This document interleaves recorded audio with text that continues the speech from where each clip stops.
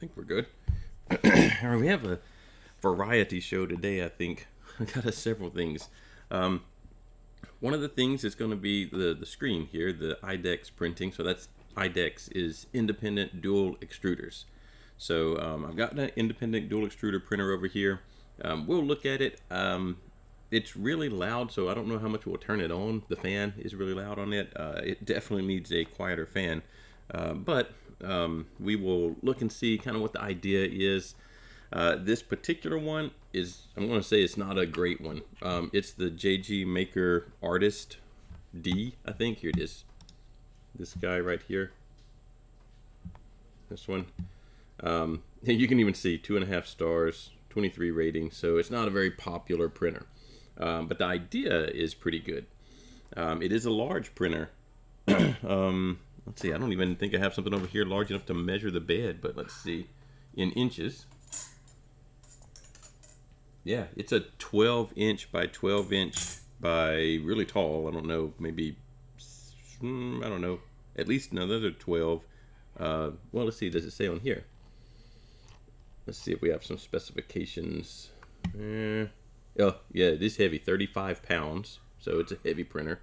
I don't see anything that just easily gives me the dimensions, but it's like 12 inches by 12 inches by 16. Maybe. Oh, there it is right there. 11.81 by 14 or 13 and a half, something like that. I guess it can't travel all the way up because of the axis, the gantry there. But it's a big printer. You can print some big parts on it. Not terribly expensive. It's definitely gotten cheaper over the years because it has some issues. But we're not really looking at this as the printer. It's just an example of an IDEX printer. It's something you might be interested in. I don't know that you'd ever be interested in this particular version of it, but IDEX might be something you're interested in. So the idea with IDEX is, let's get this off the screen so that we can look at the printer. We've got a car in the background now. Is that you've got one extruder, and then on the same rail you've got another one, and they're independent of each other. So you can see I started printing some little parts here. This one clogged on me, and so that's another thing that we're going to look at. I actually think this might be ABS, and it was printing at the wrong temperature, and that's why it failed. I'm not sure about that. I just had some filament loaded in the printer already, and I literally had to dust it. You can probably still see dust on it. Yeah, right there. I literally had to dust this one off because I don't use it very much. It's a little finicky. Actually, it's a lot finicky. It's got some issues. It does not come with this bed. This is the Creality, maybe it's a CR10 bed or CR5. I don't remember. It's one of the larger beds, glass beds. I put that on there because what they have just wasn't working very well. It wasn't flat enough. It was warped, actually. I guess they're using a large bed, and so they thought, oh, we need support in the middle of this bed. And so there's a support right in the middle under the bed, and it actually doesn't help anything. It actually hurts it all. You might see kind of over here and over here, these strips. Those are foil that I'm having to use to push the sides up, because this middle part is bowed up because of this little support. I'm thinking I might go in and cut that support out of the middle. It's between the carriage and the bed itself, and it actually makes it kind of dome shaped. So that's not good. But the idea here is that I've got two print heads that are on the same rail. It does use linear rails, so got linear rails on it. It also uses these flat ribbon cables for power and everything. That seems, oh, that reminds me. Where did I put that? We'll get back to this in a second. I want to put this out here because that's what I was talking about last time. That seems like that would not be, doable, but it does. It delivers the power for the hot end through those.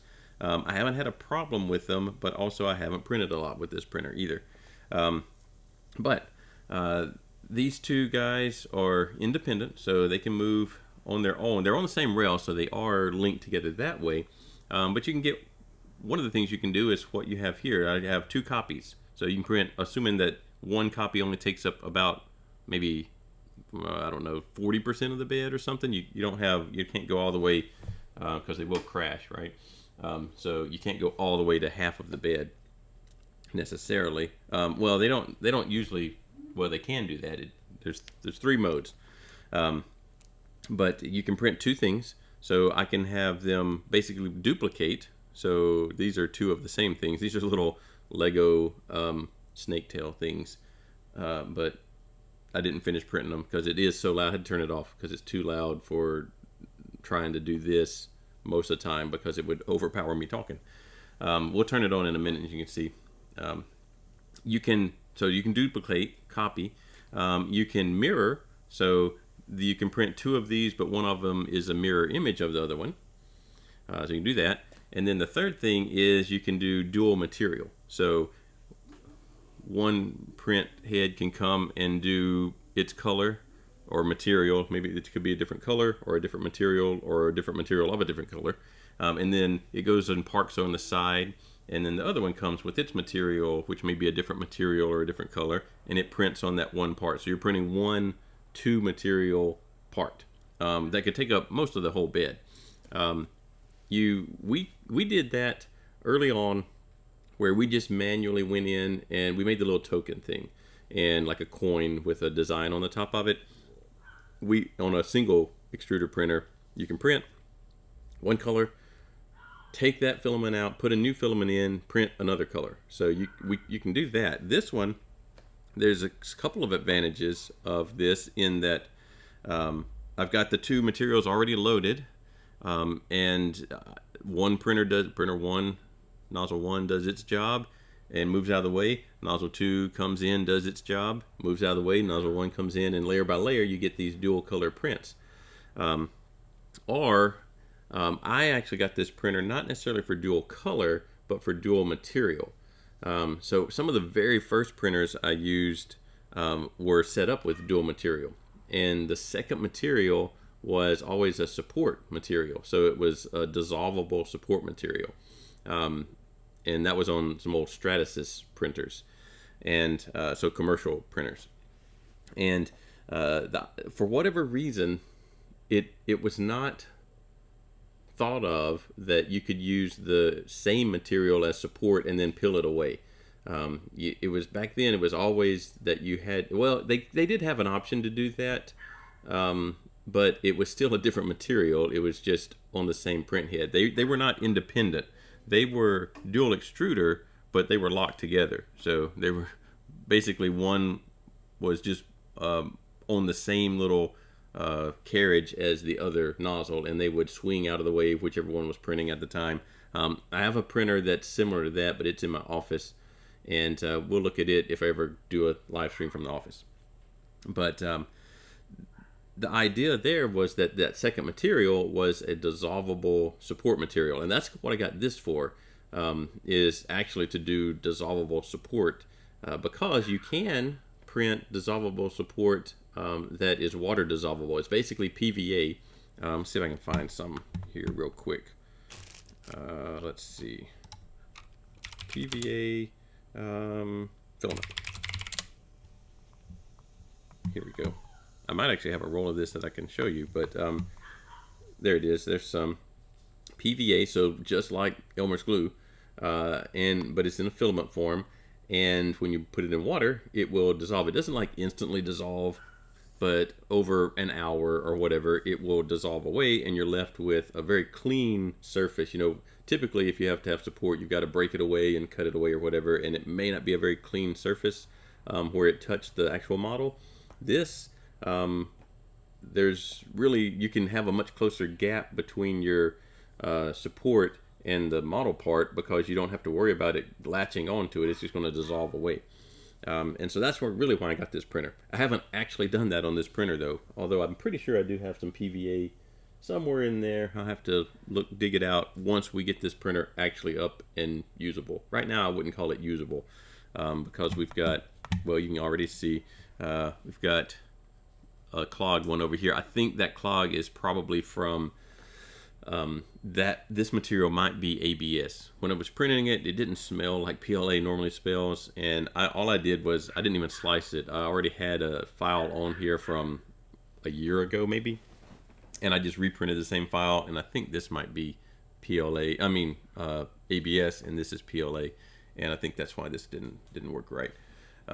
So that is kind of the idea there. Obviously you can also, I guess there is a fourth mode. You can just use Park 1 and use this one to print like you normally would, or use, I don't know which one it uses, 1 or 2. I guess you can choose, assign it to do one or the other, as like a really big printer.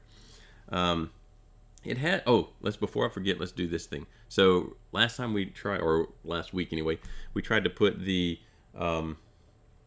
light bar on the Ender 3 that we've been working on, and I got back there and I went to plug it in with the with this guy.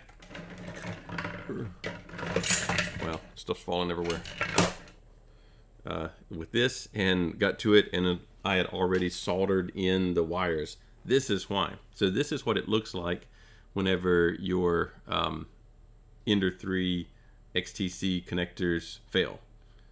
So hopefully this is what it looks like, because it could be a lot worse. So if you see any discoloration, now this is kind of extreme without being fire hazard. Well, it is a fire hazard, but without actually being fire. I caught this one early enough that it wasn't a problem, but other than the fact that it quit working. But you can kind of see that's what's going to happen if one of these connectors is badly done in there. So the way these work is, you can kind of see, I don't know if I can get any of them out, but you can kind of see they have a little brass ferrule type thing there, and if they can be attached one of two ways. They probably should be soldered, but these are really heavy gauge wires, and if you solder them not well, then it won't have a very good electrical connection. These, oh wow, I can't tell. I think these were probably just crimped. Yeah, I don't see any solder in here, so I don't know if it's going to focus on that or not, but oh, I have it to where it's not autofocusing. So anyway, it's not going to autofocus right now, but these are just crimped in there, and same thing, if you don't get a good crimp, then you'll have this kind of issue. So I wouldn't, this is on an older printer. That printer that we used, that this was on, that I wanted to put the light bar on, it was probably, might have been a 2-year-old printer. It wasn't like brand new out of the box. I think they have gotten better, but this is a thing to watch out for. Every now and then, go back there and maybe just feel of these, make sure they're not getting too toasty, and certainly make sure they're not turning brown like this, because it will work for a while. You know, this is a slow process generally, so you just want to make sure that you know, this little connector, I don't even know if I can get it apart now. I think it's welded together. Yeah. So this little connector is the potential weak spot on the Ender 3 that I've run into, and I've had that happen. That's the second time I've had that happen over, I don't know, 6 years of using Ender 3s, something like that, 5 years, I don't know. That's the second time I've actually seen that happen, but it can happen. So you just want to make sure about that. So back to our IDEX printer. So the saying these have. This is not a particular to IDEX. This is a particular to, oh, this is brand, is, it says Creality there, but that bed is not part of it. It's JG Maker is its actual brand name. Now, are they all made in the same place? I don't know. But like I said, this bed I had to add just because the one that was on there was just too.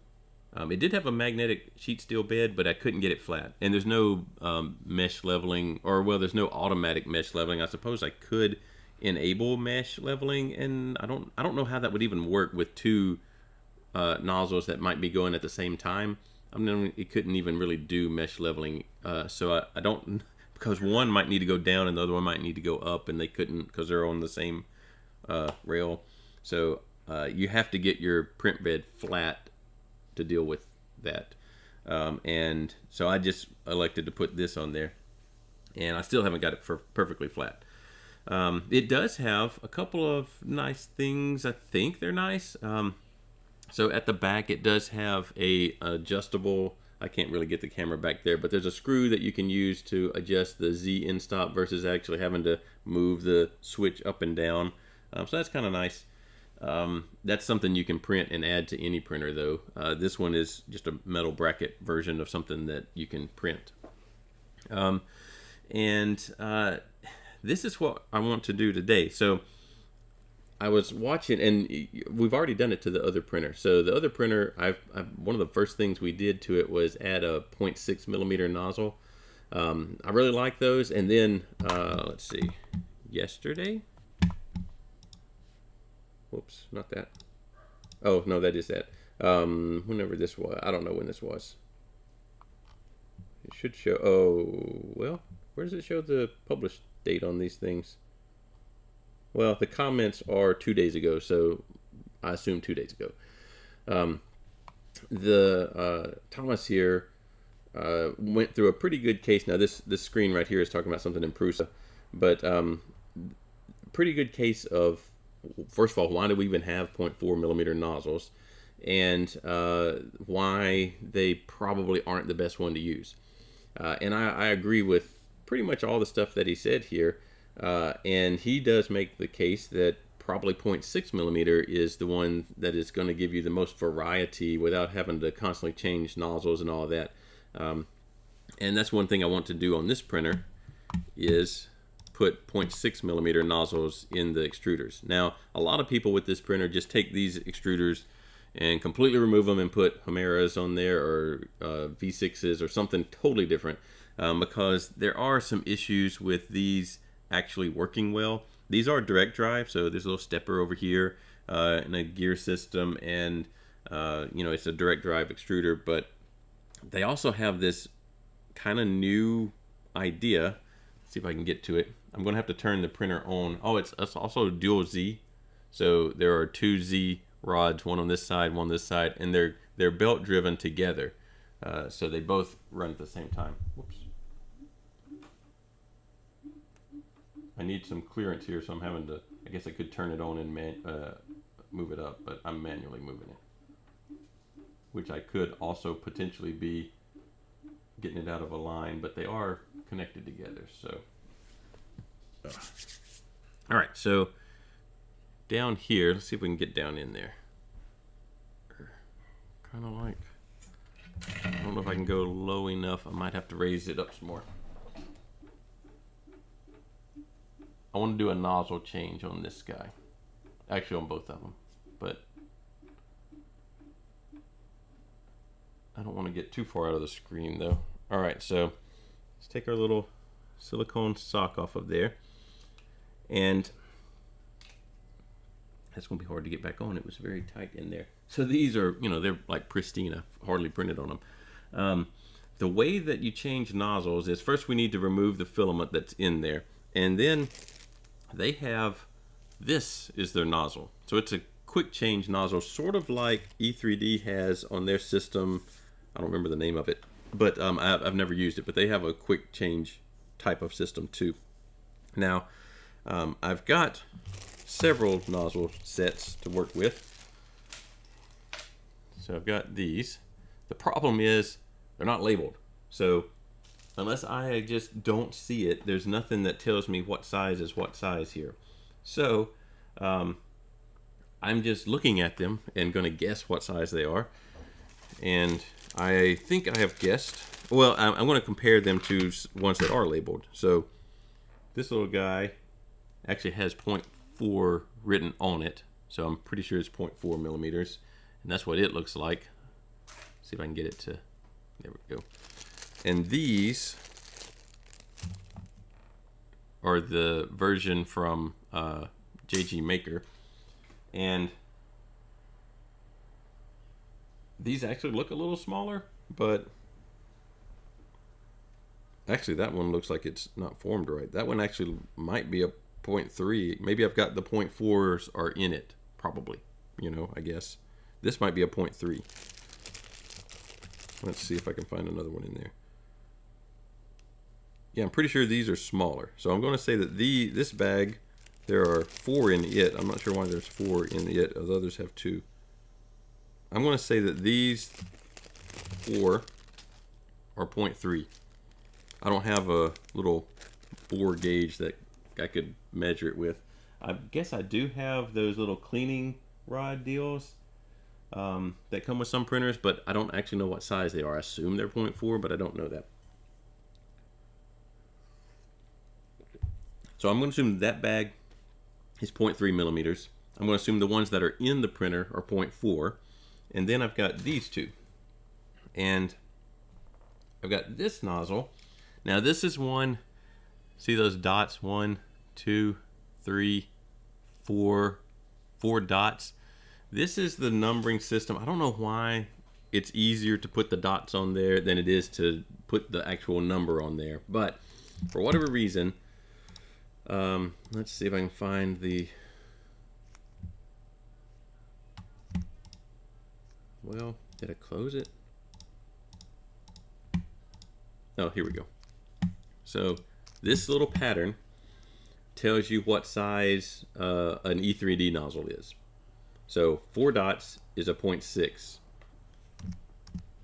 And this one has 4 dots. So this should be a 0.6. This should be what 0.6 looks like. And then I've got this set and this set. Am I zoomed in? No, I'm just really physically zoomed in. There we go. So here, that looks way bigger. Like even on the screen, that looks way bigger. So I'm assuming that's like a 0.8 or a 1. And again, I'm looking. I don't see anything that's going to tell me what size that is, but it's way bigger. So it's not 0.6. So it's either 0.8 or 1. So I'm going to assume that's probably 0.8. So that leaves me with this set. Hopefully this one is a 0.6. Because that's what I want. I want to put 0.6 nozzles on here. You know,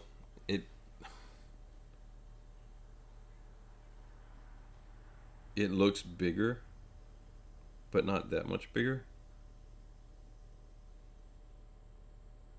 And I mean, we're talking fractions of a millimeter also, so that's kind of hard to estimate.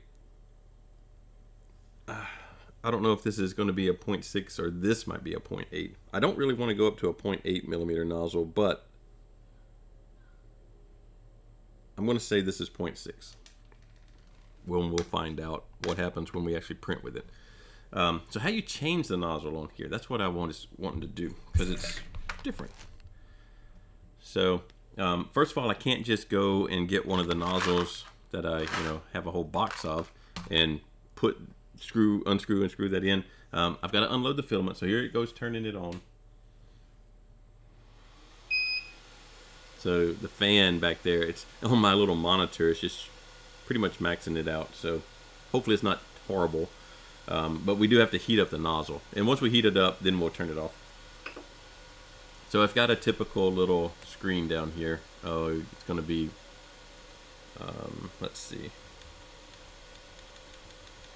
Yeah, it's going to be too bright for it to register it, so I won't even bother. I'll just tell you what I'm doing. Click it, temperature, nozzle 1 to 200. Not even a very good screen. There is a pro version of this that has a touch screen and silent drivers and a couple of things like that. They're the same, though the electronics are a little bit different on the pro version. It has a better power supply, silent drivers. I think it still has a loud fan that needs to be different, and a touch screen instead of a knob controlled screen. All right, so we're at 50. So just like any nozzle change, you have to remove the filament. We probably should look, I don't know if I've done a nozzle change on one of the streams for a regular printer. We probably should do that also at some point to see how that works, because there's you want to first of all, you want to remove the filament that's in there. Then you want to still heat it up on a unscrew nozzle. You want to heat it up so that you can break it loose. If you don't heat it up and try to break the nozzle loose, then it's a good chance that something's going to shear in there. And you need to hold the heat break with a crescent wrench or a pair of pliers or something while you unscrew the nozzle. This one, though, is going to be different.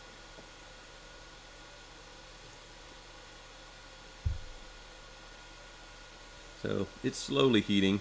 It doesn't heat super fast. Again, it seems like these little ribbon cables wouldn't be able to deliver power fast enough because they just don't seem like they have enough cross-sectional area to deliver a large current, but maybe they do.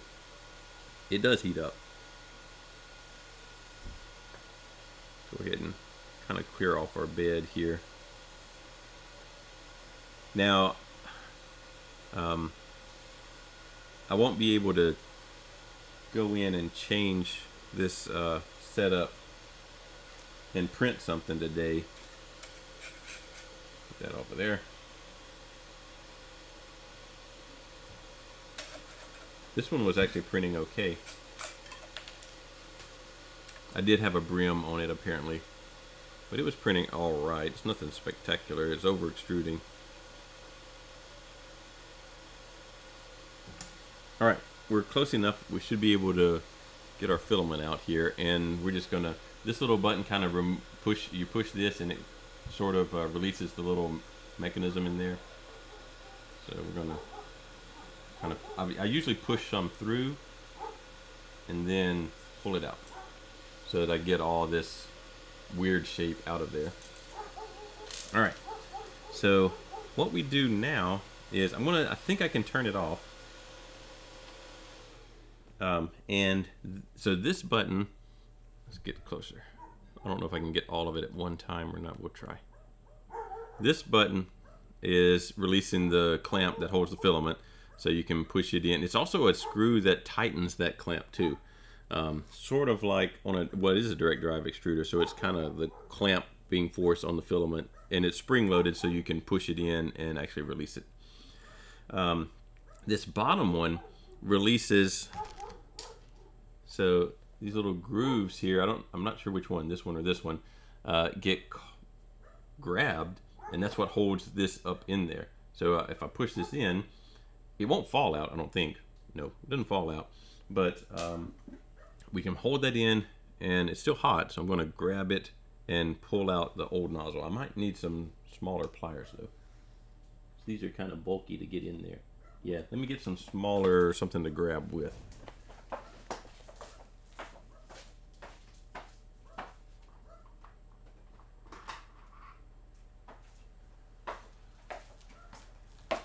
Alright, I have two options, side cutters and needle nose.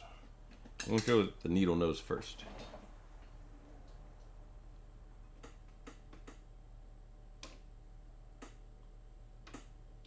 Nope. I want to go with the side cutters because it does look like there's a rim that I might be able to get these under. Maybe.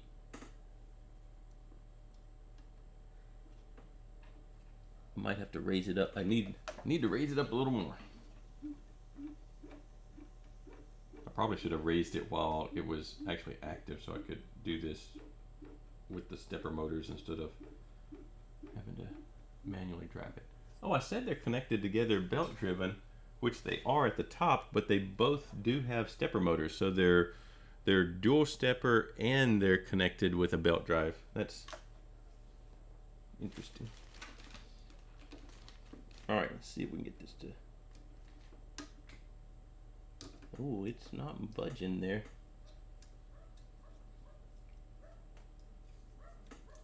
Oh, all right, so I get more spring. If I unscrew this, I get more. There we go. All right. So I just had to unscrew this to have more travel. Let's see. So there's the old one. Again, I assume it was 0.4. There's nothing really telling me that. This heater block is probably still hot, so I don't want to. Yeah, I can already feel it heating up the nozzle. So that's it for the nozzle change. And then I assume we can screw this back in to kind of lock it in place, I guess. I don't know. I don't know if I need to like seat it or like it. Yeah, it doesn't look like there's any travel. It just goes in and that's where it's at. So really pretty fast to change nozzles. It's an interesting system. If only the nozzles acted better. That's what we took out. It's kind of blurry. I'll move it back. But Again, I'm assuming that that was a 0.4. Now I should have done the other one at the same time because it's, you know, they're assumed to be paired together, so they probably should have the same size nozzle. I do have at school. There's a really large printer, and it did it doesn't anymore. But when it came to us, it intentionally had two different size nozzles, but it was printing, you know, gigantic stuff like the size of a table or whatever. And it had a big nozzle for kind of filling in background stuff like that, and then the surface skin was printed with a smaller nozzle. We've since changed that out to just the same size nozzles, and still trying to get it to print well, but I don't know. Maybe you could put a large nozzle and a small nozzle and kind of do the same thing on this. Maybe, I don't know. I haven't seen anybody try to do that. But we have what I think is a 0.6 over here. I assume this is still a 0.4, and I assume that's still warm. Actually, it's not. Well, no, it is. It is hot. What about this? Yeah, that's still warm. It is a bimetallic, so there's two different materials, a brass and a steel of some sort on this other end. So that's typically a good idea. You know, again, this being the first generation of this style printer from this company, I assume this is probably not that great, and there might even be better nozzles now that can slot in there and kind of help out. But bimetallic is generally good because remember, the point of this part is to not get heat into the colder side of your printer, and the point of this part is to heat and melt your plastic. So having a better heat conduction on this end and a worse heat conduction on that end is generally a good thing. I have read something about those nozzles maybe not being up to snuff, and they have made better ones, but I don't know if I could find where to get better ones. Let's see.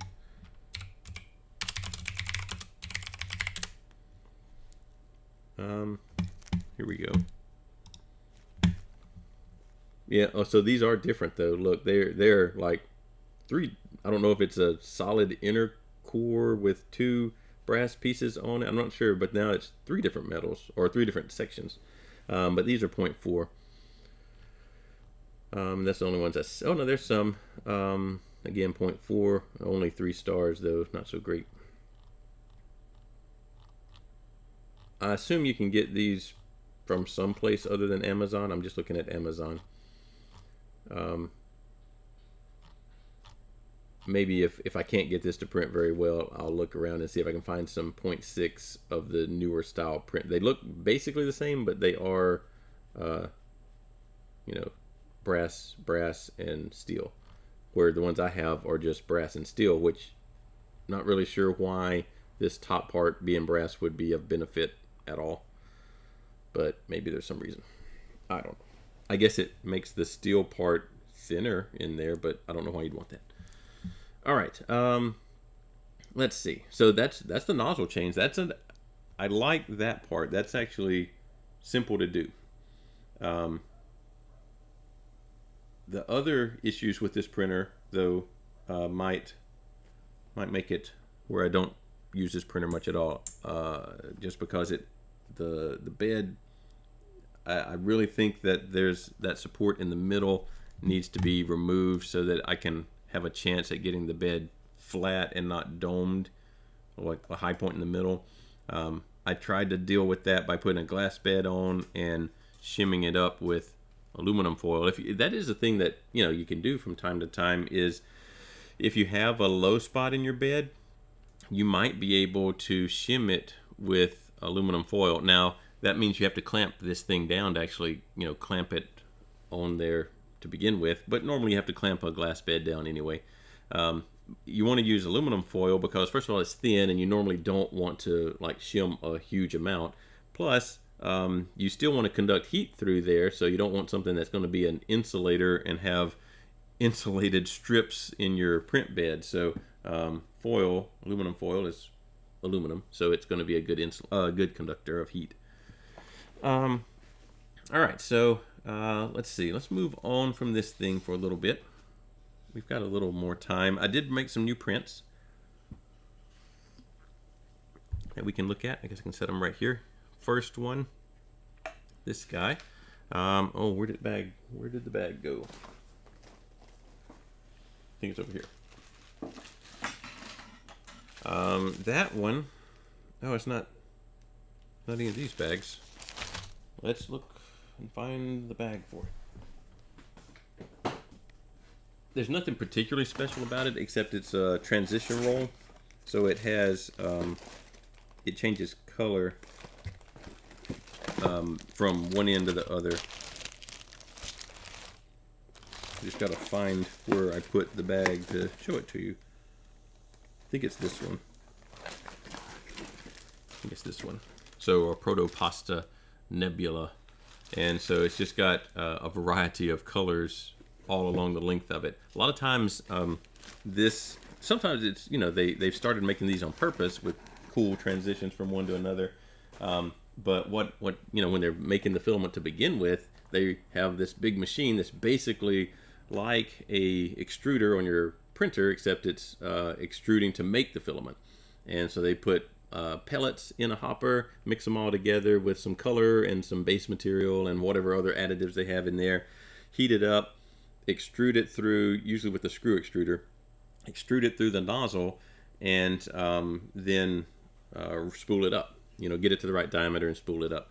And so they might be making one color, and they want to change to, okay, now we need to make some other color. Well, the process between those two colors is going to have a little bit of bleed over. You probably, if you ever changed filament in your own printer, you've seen that bleed from the old color to the new color. Some of the old color always kind of just stays in the extruder for a while, and then eventually it gets pushed out and replaced by the new color. And so what they do is, well, you know, now I've got a little section of filament that I still have to extrude, and you could, you know, chop it back up and put it back in the hopper, but it's going to be this weird color. Maybe you mix it in as a brown or whatever. But they've got these rolls that end up part one material and part another with this kind of mixed zone in between them. And so they just started selling those as like it's a transition roll from red to green or whatever two colors. Well, now they actually do that on purpose sometimes, and you get stuff like this where you just get this gradient of from one color, blues to purples to pinks, and you get prints that well, yeah, it shows up on camera. You know, you can kind of see there's a pinkish and a lavenderish, and then more pink again. So you get ones that change color, not change color, but transition from one color to another. You know, once it's that color, that's what color it is. Then somebody said, well, what if we could do that, but simultaneously? So then you get this kind of stuff where it's copper, it's purple, it's green, and it's all at the same time. So what this is all right, so this is an eSun Silk Magic green purple copper, and if we look at the filament, I don't know if you'll be able to tell it or not, but the filament itself has one side that's green, one side that's copper, and I don't know if I'll be able to find the purple. And then there's purple side. So there's actually three different colors being extruded side by side in parallel into one filament, and they're able to keep it, you know, aligned so it doesn't like do a spiral or whatever. And then when it gets fed into your extruder, they come out where facing, you know, this side it's green, but the other side of the same filament, it's green on the inside, like you can kind of see it's green down in there, but on the outside it's purple, and the edge you can't see is, or well, copper. The edge you can't see is purple there, and so it's a 3-color filament. You can actually make your own version of this for 2 colors. Let's see if I can find that.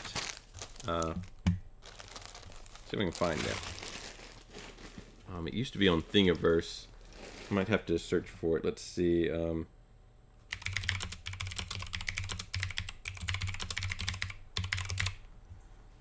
I think this is it. Yeah, this is it. So you don't have to buy it. You can make your own. So you print your two colors side by side. Let's see if it shows a picture of that happening. Where's the print file? Am I going to show it? All right, here it is. There's a longer and a shorter version of it, but it's actually two side-by-side prints. You print down one spiral in one color, and then the other part of it, oh, apparently not tested, by the way, you print in the other color, and they form a filament that you can go and feed back into the printer, but it's two-sided now. And so you end up with this filament that on one side is, in this picture, pink, the other side of it is orange. So it's kind of flat, you know, it doesn't look quite as round, but it still extrudes. And then you can get a part that is half one, you know, from one side it's one of your colors, and looking at it from the other side it's the other color. So you can make your own version of this one. And it's got a video so you can see how it actually works, but gives you some setup instructions, but it's a pretty neat thing, or you can buy it. All right, what else did I print? Those were those. Oh, I had another one of the Elixir ones. I still, best I can tell, there's the silk, like this one was a silk. Where'd it go? This one was a silk, and you get the shiny. But I found another Elixir Gold Rush. So these I can't find to purchase anymore. So there's just little samples left. But there are silk filaments now and iced filaments that kind of have the same effect. Just seems like the Elixir stuff was always so much better. But again, this is actually a 0.6 nozzle with, I think, 0.3 millimeter layer heights and vase mode, so it doesn't take terribly long to print. It takes an hour, a little under an hour to print one of these. Okay, so printed that. What else did I do? This one came out really nice. Like, I don't know if we zoom in if you'll be able to even see layer lines on it. Maybe. I don't know if you can. Yeah, there we go. We can finally see them zoomed in however many times that is. You can finally see some layer lines. This one's actually made from, oh, there they are. There they are. But they're very uniform. But at regular position, maybe if the light hits it just right, you can see them. But this one is a coffee. Gotta find where I put the box again. Here it is. This is 3D Fuel. 3D Fuel. Refuel. So it's, again, PLA, no special printing temperatures or anything. But it's using waste byproducts from coffee. It doesn't really smell like coffee or anything. But it does have this really nice texture that hides layer lines, even on thicker layer lines. Did I print any other interesting? I did print other things. Here's just a red PETG, very shiny. I started noticing that, and you can kind of see there's some unevenness in these. So what I did to fix that, it looked like it was over extruding. Yeah, so you could go in, check your flow rates and all that kind of stuff. All I did to get from this, you know, kind of lumpy print to this not at all lumpy print is I dropped the flow rate to 95%. And so you can do that without having to go recalibrate everything. If you notice that, hey, it looks like it's over extruding, while it's printing, you can go in the tuning menu and just drop your flow rate 5%, and that usually clears it up. Printed another one of these. I think this is a recycled PETG. It came out really nice also.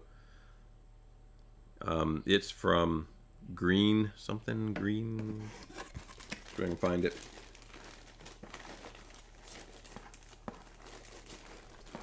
Well, I don't know where I put it.